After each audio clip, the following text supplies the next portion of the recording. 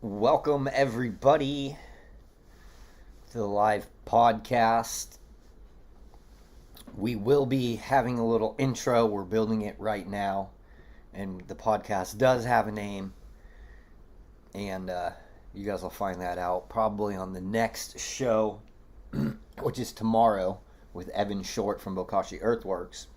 But today, I wanted to talk about foliar feeding your plant. And I wanted to segment this into two different topics. One is going to be nutrients, and then one is going to be integrated pest management. So I wanted to talk about foliar feeding to deliver nutrients and also to deliver integrated pest management products. And the first thing that I actually wanted to talk about are surfactants, because surfactants are really important when it comes to foliar spraying any type of product.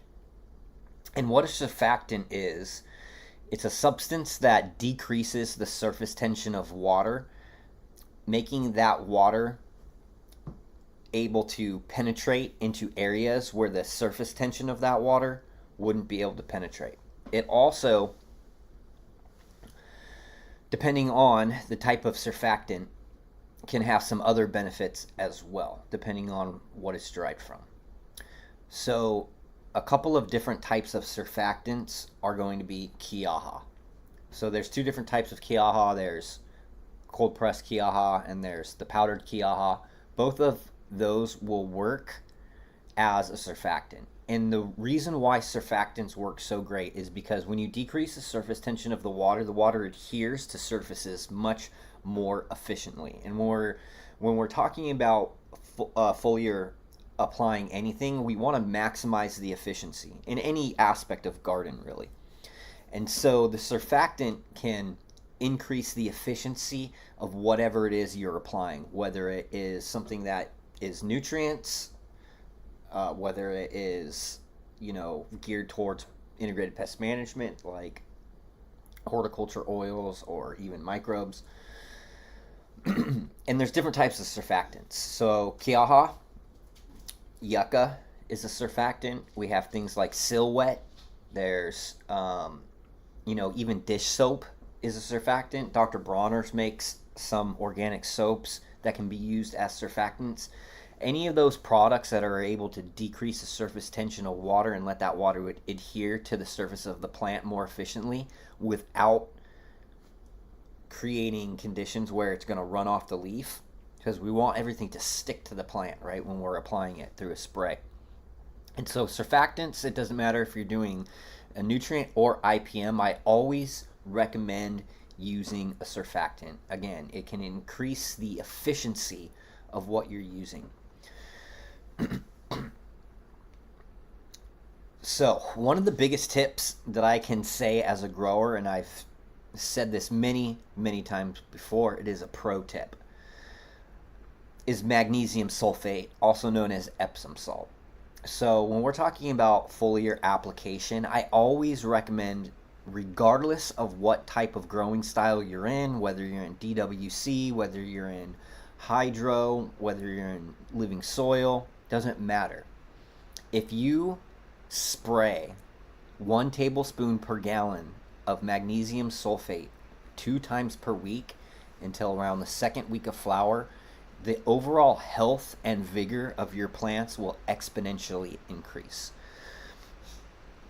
Now you can do this simply just by adding the Epsom salt into water, because it is a mineral salt, right? Even though it is a naturally occurring compound, it has extremely high solubility, and so those nutrient ions from the magnesium and the sulfate dissociate in that solution and can be delivered via the plant's stomata.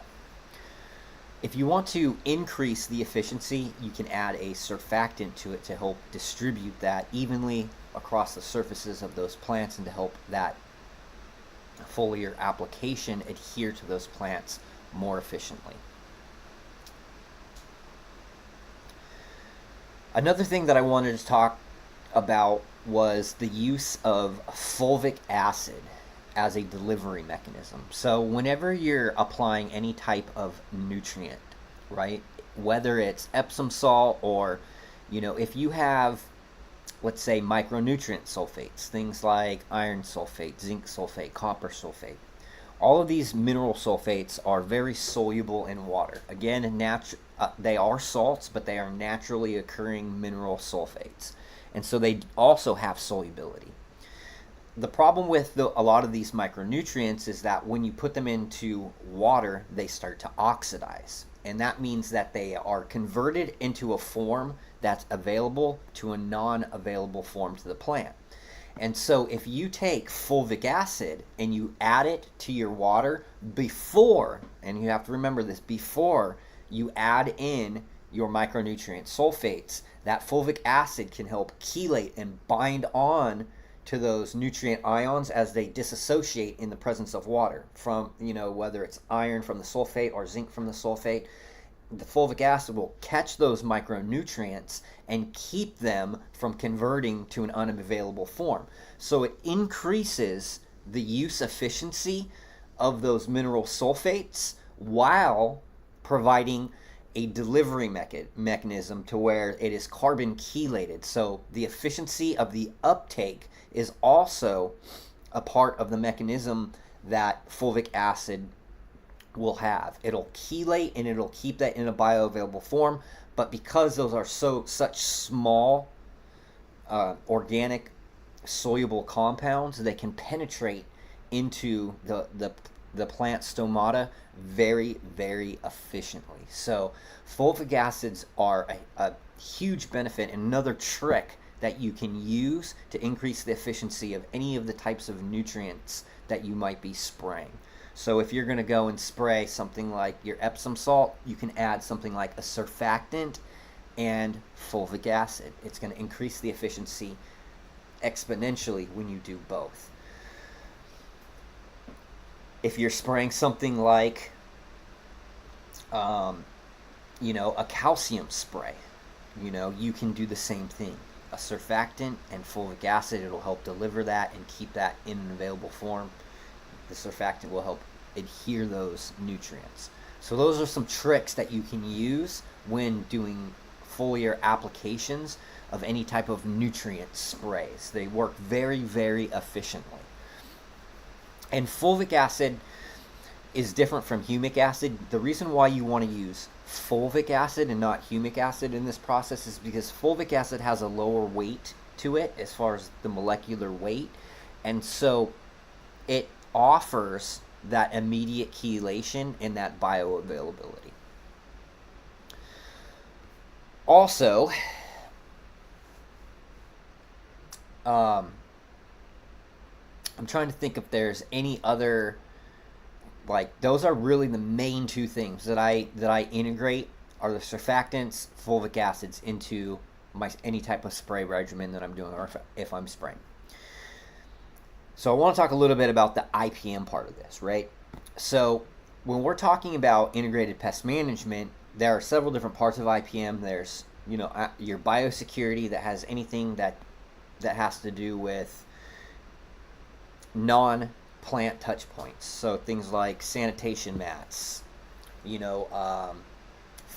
curtain fans that prevent bugs from coming in your room. There's also media maintenance, and we're not going to get into that. And then there's canopy maintenance. And what I want to talk about is integrated pest management, canopy maintenance. And so there are a bunch of different types of products on the market, whether it's wettable sulfur, whether it's horticulture oils, whether it's Lost Coast plant therapy, whether it's things like the trichoderma and Bacillus subtilis. All of these things work more efficiently going back to using a surfactant. And the reason, again, is because it decreases the surface tension of that water, and it lets whatever you put into solution to adhere to the plant more efficiently, and it keeps it on the plant. There's less drip. So if you are doing something like micronized sulfur for integrated pest management, and you're treating, let's say spider mites or broad mite, The problem with things like broad mite and russet mite is that they're microscopic, and they can live in these little tiny crevices along the leaf veins and stuff, areas that are too small for water to penetrate because of the surface tension of that water. It's like the water is pushing against something that is smaller than the droplet size. And so when you decrease that surface area, what it does is that tension that it causes decreases, and it's able to penetrate into those other parts of the plant where those things are really hiding out in those hard to reach places where they're protected. So it doesn't matter if it's sulfur, horticulture oils, things like Trichoderma bacillus, it's always going to be beneficial to use that surfactant. Now, some of the spray applications, when it comes to integrated pest management, you have different products. I always like to use things like horticulture oils, micronized sulfur, and then microbes. And I don't really rotate. I'll usually either pick one or the other, or I'll rotate between. I don't like rotating between sulfur and horticulture oils because you can burn, and it's just best, you can do it if there's not any sulfur remaining on the plant, but I guess that's another topic. But when you're talking about the foliar applications of some products can play well together, some products don't play well together. And so when it comes to nutrient relationships and interactions, if you try to, let's say, take base salts and just mix up something to spray apply, you could have a bunch of different interactions that are actually happening in that solution. One of the ways that you can maximize the efficiency of your sprays is to look up nutrient interaction chart. And a nutrient interaction chart is going to show you how things like DAP, diammonium phosphate, or MAP, monoammonium phosphate, will interact with calcium chloride, or how potassium phosphate will interact with calcium sulfate or iron sulfate. And you can see how all of these nutrients interact, and if they're compatible, if they're not compatible, what you shouldn't and should mix together. And there's a huge list of those. And again, if you just go onto Google and you search nutrient interaction chart, you'll be able to pull up that graph that shows, is urea compatible with calcium chloride? You can look at it and say, okay. There's a bunch of different interactions. So knowing what those are can help you prevent adding things together that aren't co-compatible, that will create precipitation reactions, binding those nutrients, and making it so the plant can't uptake them through the foliar applications. Fulvic acids in this situation can help decrease those negative interactions, but nutrient compatibility is still one of the things that you should be aware of if you're going to be blending things together for spray applications.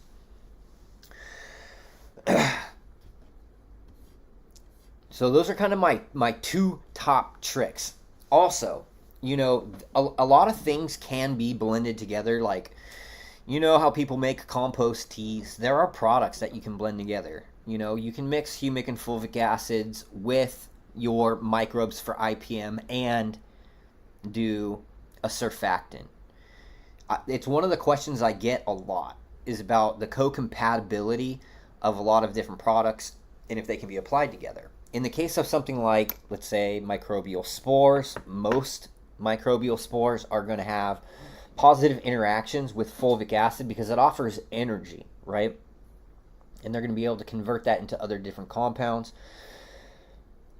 Same thing with the surfactants. They all work together. So if you're going to spray something, figure out what products you can add to that to increase the efficiency. That is the real key to understanding the delivery mechanism behind foliar applications, is increasing the efficiency of what you're spraying.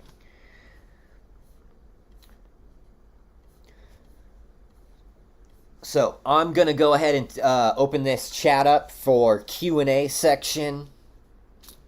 This is not going to be a super long podcast. I just wanted to give you guys the basics of some of the tricks that I use to increase my efficiency.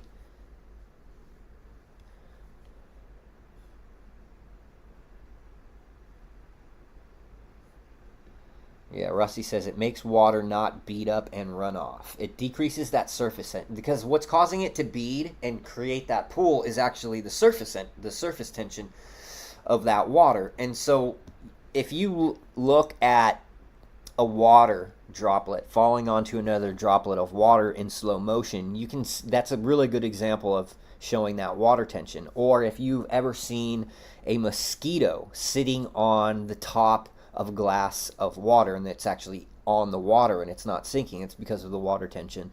The surfactant will actually reduce that tension.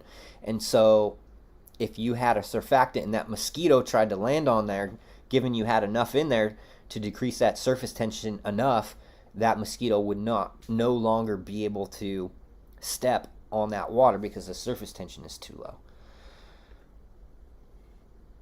And there's different types of surfactants. A lot of the ones that I use are derived from saponins, which are organic molecules derived, usually plant-based. So in the case of Kiaha, that comes from Kiaha.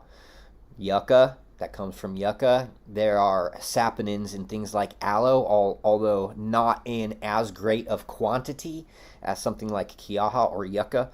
In fact, there is a wide diversity of saponins that are produced by a wide diversity of plants, and they use these saponins as defense compounds as well, because some of these saponins can actually bind up the digestive enzymes inside of insects' guts, making them starve. So some of these surfactants in higher dosages can also be used for spray applications for integrated pest management on their own. Question, name change. Yes, so we've been slowly transitioning over to Fulcrop Science, so we could trademark and open up an Amazon store and do some stuff like that. So you will eventually see it all be converted over to Fulcrop Science. The website is going to stay the same. The name will change. Everything will be forwarded, though, so if you click on Bokashi Earthworks, it'll forward you to the new name. Should we be using a fogger or not necessary? I really like the fogger, and one of the reasons why I like the fogger is because if you combine particle size, so I mentioned particle size, the droplet of water having that surface tension.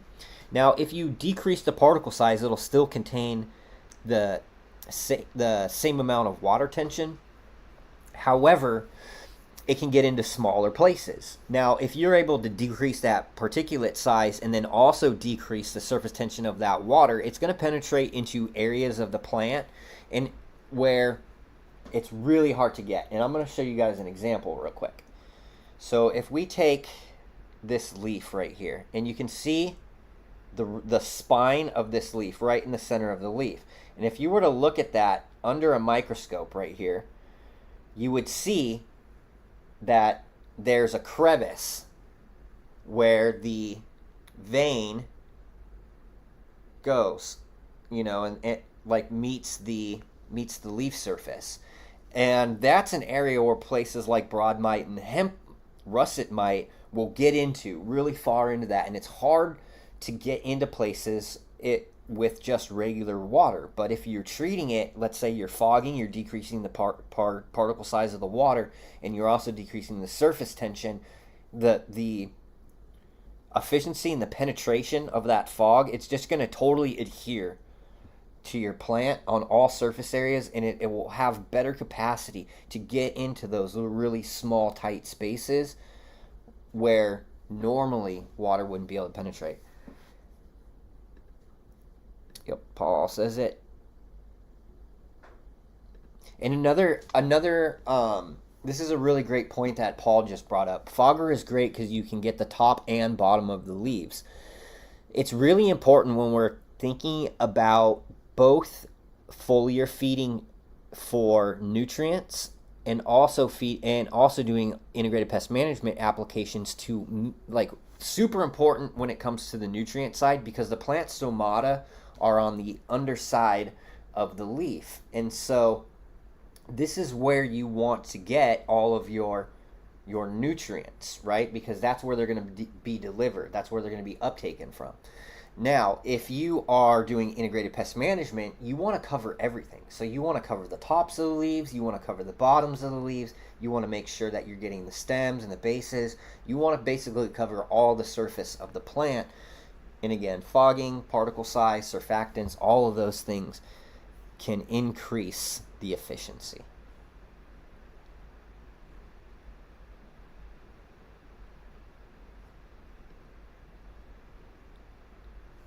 Brandon, are there females that cannot be hermed? I think that if you stress a plant enough, that it'll probably revert to survival mechanism, which is self-preservation.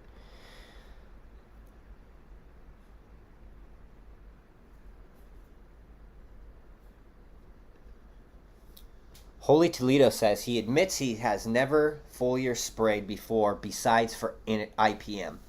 And I don't do a lot of foliar feeding either, but there are a lot of people that do. A good example is people that use the humate fertilizer that I have. You only need about 5 to 8 milliliters per gallon of water, so it's very low amount to have a high efficiency product be absorbed through the leaves. Now, I don't really do this because I'm looking at data and I'm just doing everything through soil, but some people like to have that additional option to be able to apply things in a spray. And then also for large crop production, sometimes it's more cost effective to just run things through a spray application and have those giant sprayers go over the acreage and just but there is one thing that I do recommend, and it's that Epsom salt foliar spray. If you spray 1 tablespoon per gallon twice per week, no matter what type of system you're in, I'm telling you, it will have a significant difference in the overall vigor, the photosynthetic capacity of those plants. It's like night and day. So if you're not doing it, it's something that I highly, highly, highly recommend you try. Just do it for a couple of weeks. That's a total of 4 times. And if your plants don't have a positive response, you can come back on here and you can bitch at me.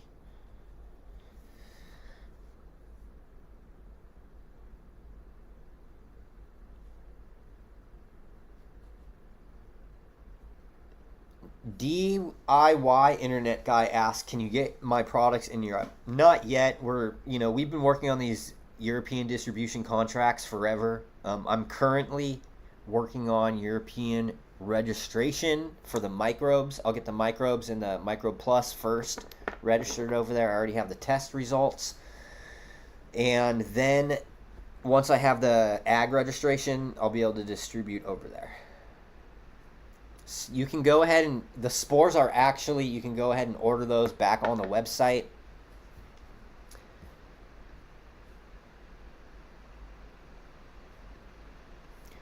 Mainly in veg. I'm assuming in week 2 of flower, stop spraying. Yeah, you spray the Epsom salt throughout your veg phase and then for the first 2 weeks of flowering, and then you stop.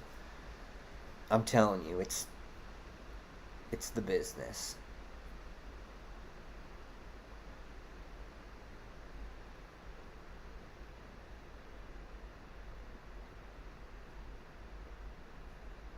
Yep, spores are back in stock. Here's a question. Could you use ice water for an organic IPM, even in flower? I've never heard of anybody using ice water. I've heard of people using ice cubes to try to shock the root zone or cause some type of stress towards the end of flowering. It's all bro science. Cold water. Water will wash stuff off your plants. If you're trying to take freezing water and you're putting it on your plants, they're probably not going to like you very much for doing that. If you're in flowering and you have an issue, I always try to keep it biological. So if you are in flower and you've got, aphid problem or something like that, you could either use biocontrols like some type of mite, or you could do something like Beauveria bassiana, pure spores, and you could spray that. Although I don't like to spray in flower, I do spray throughout my season outdoor with spores, because if I don't, I can't make it through the season. But there's also no carrier with the spores either. So, but no, ice water for IPM, I don't think that's a good idea. What are some other good products to use for a foliar spray in veg? Well, honestly, amino acids. So if you do amino acids, and gypsum is really good too. The amino acids will have a positive effect, and it will actually exponentially increase the availability of that calcium. However, gypsum, even though it's it's a salt-based mineral, it does have solubility. It doesn't have super high solubility. It will leave residue, so maybe only use it in veg. Amino acids are a fan-freaking-tastic, though. Amino acids like soy protein hydrolysate, amino acids, humic and fulvic acids, Epsom salt, the surfactants. Microbes are good to spray on plants. Compost teas are really good to spray on plants. I don't do that indoors. I don't really do any type of compost tea unless it's for my outdoor, but that's just personal preference. I know a lot of people that do compost teas indoors, and they spray compost teas, but those are really the most beneficial things that you could spray on your plant. Are going to be multifunctional products that can be used for integrated pest management. I really like microbe spores because they protect the plant from pests and pathogens, and they also help with things like, they're endophytes. So they'll go inside of the plant and they'll produce chemical compounds that benefit the plant. But all of those types of products are really great and beneficial.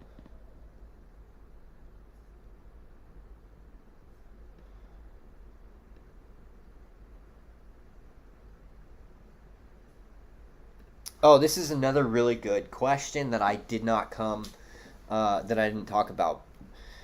Would you foliar spray during lights off? Now, I actually don't usually spray with my lights off. I usually have my lights on when I spray. Now, if I'm spraying outdoors, I'm only spraying early in the morning before it's full sun and before it gets really hot, or at dusk when it's not full sun in the sky. And then also when I'm spraying my plants, I'm typically turning down my lights. While there are products like enzymes which are phototoxic, which means that when that enzyme is heated, right, it becomes more efficient and it starts to become more reactive. And so if you spray with enzymes, those enzymes can get warm enough and active enough to start breaking down your plant material, and you might see burning on your leaves and things like that. That's called phytotoxicity. But there's also a thing that happens where if you have light and it's going through water, it's kind of like a magnifying glass in the sun, right? Where it could be creating a hot spot on those plants. So both water and oils can have this potential. So what you want to do, it's not so much if the lights are on or off, but it's actually the temperature at the canopy. That's the most important thing, because temperature at the canopy is going to influence how those things react. The intensity of that light can play a huge role in how it, diffuses through a water droplet or through oil. And again, I'm sure that you guys have done it. I know I've done it where I have sprayed something where my canopy was too hot, where the lights were too bright, and it caused burning on my plants. And that was due to either the product getting warm and becoming really active like enzymes, or, again, causing heat spots from the light refracting.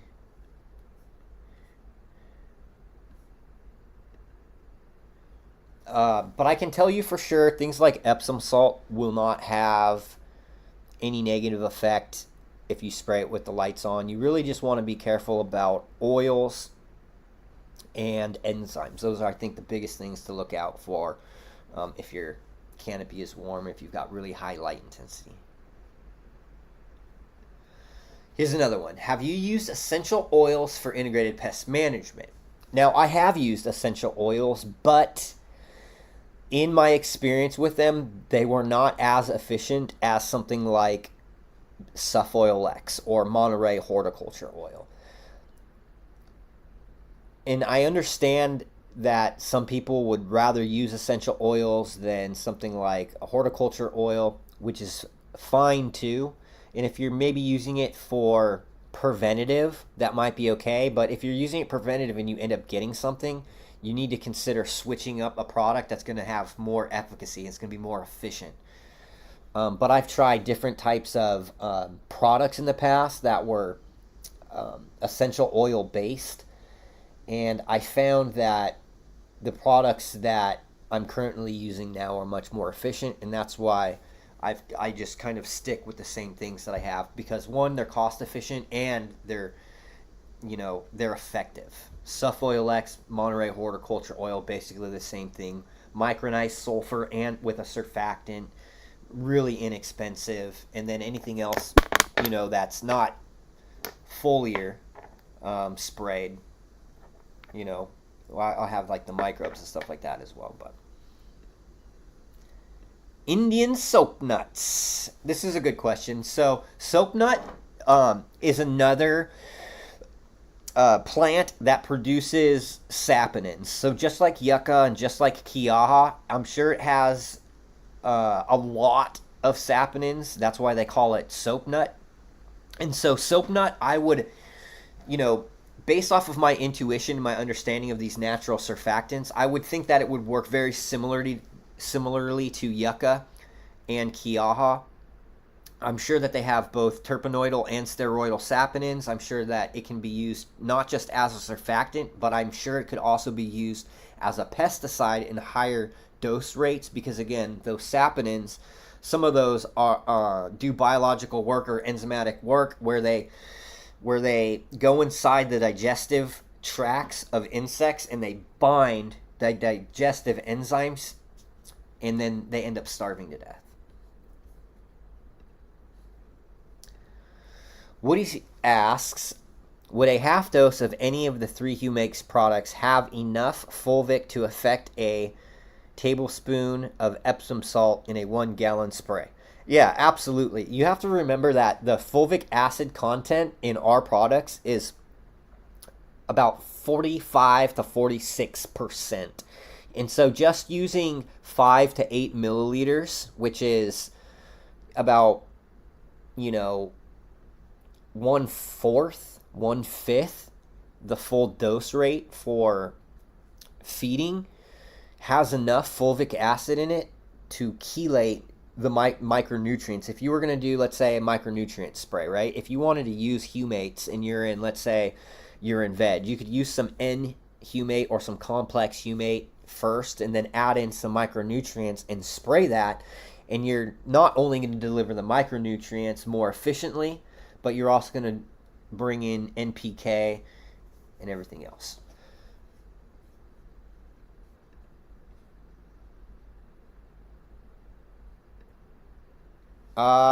This is a question about MicroPlus and Calcil. Well, I'll go here, even though this isn't related to foliar spraying or tips and tricks, but it's just the synergy that you get because the microbes produce enzymes and organic acids that convert the calcium silica into divalent calcium and monosalicylic acid, which are both beneficial to the plant. Even though silica is not considered a plant nutrient, we know, all of us already know how much benefit it really has.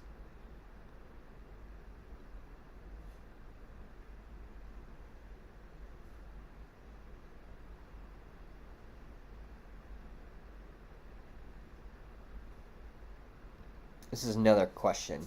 So when it comes to any of the microbial spores that I sell on my website, they're 100% safe to spray in flower because they have no carrier. So that it's just the spores and water that you would be adding. So it would really be no different than if you were to just spray water, as far as like the like what would happen to the plant. It's not going to like degrade anything. You're just delivering the microbes. Although I don't like to spray in flower unless I have to.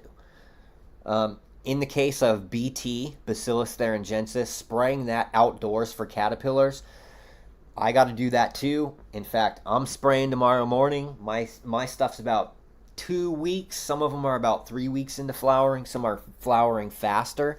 But if I don't spray my outdoor throughout the season, then it's game over for me. However, I don't use any oils. I don't use any sulfur. I don't use any of the other stuff. I won't use any of that past a certain week in flower. And I'm past that point now to where the only thing that I will spray in flower are going to be the different microbial consortiums. My BT, Bacillus, Beauveria bassiana, the Trichoderma.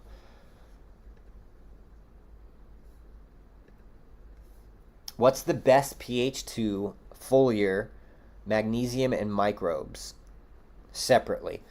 So microbes you don't want a pH, especially if it's something like the Microbe Plus, because you'll see it has a really, really low pH, usually around 4 to 4.5. And it's because it's got a bunch of organic acids, and all of those microbes, they reproduce through fermentation. That's how we make the product.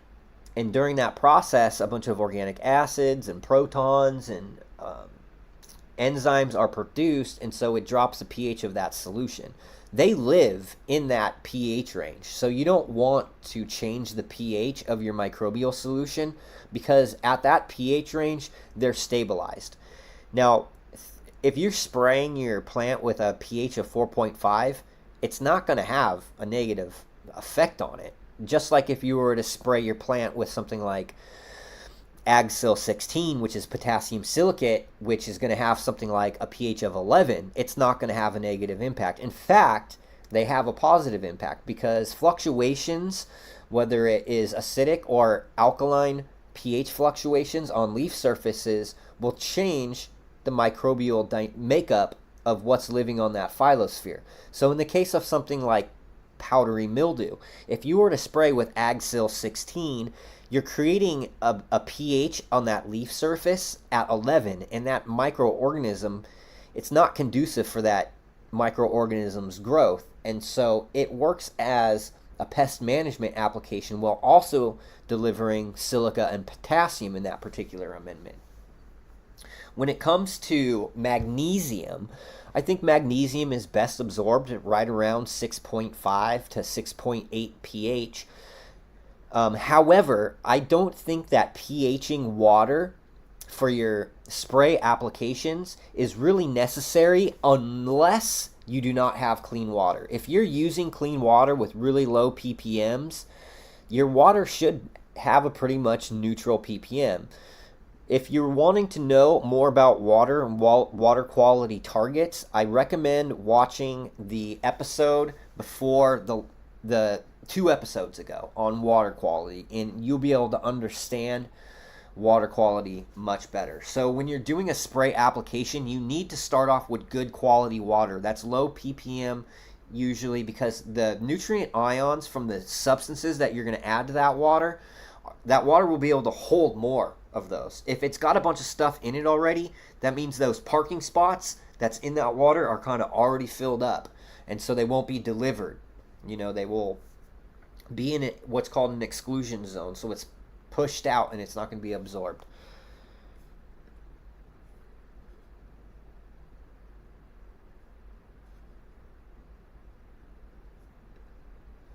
Yeah, it's all about clean water. And here's the thing. So let's take pH and let's talk about that potassium silica again, right?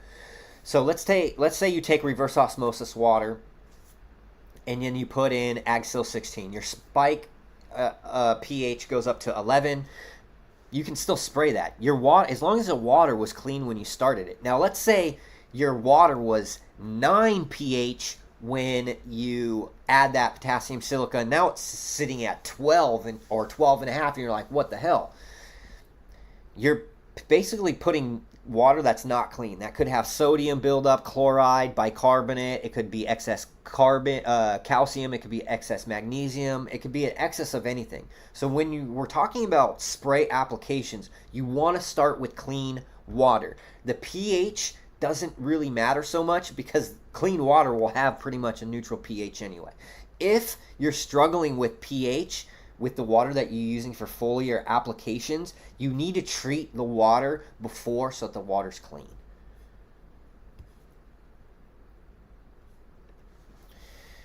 Ten's Got a Garden says that Epsom salt foliar is helping my run like crazy. Day 16 flower, and wow, dude, using calcium and microbe plus as well. I'm telling you, it's not a secret. I tell people all the time, do this, just trust me on this one thing, and I know you're going to come back for more. Yes, we are in the Q&A part, Chadwick.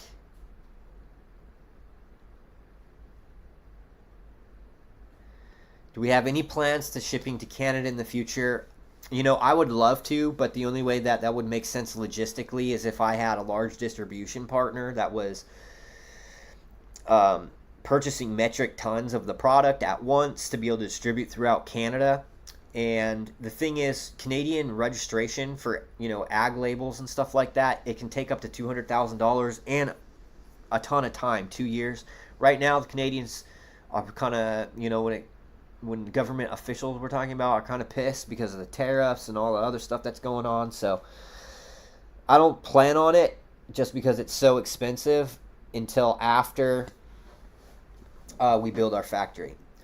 But we're at 41 minutes. My power is about to die. I appreciate everybody coming. We're going to be scheduling these lives more frequently. Make sure you check out the Instagram. Make sure you like and share these. And also, if you really want to show your support, go to the Bokashi Earthworks website. Check out the Humate fertilizers, the microbes, the spores are back in stock.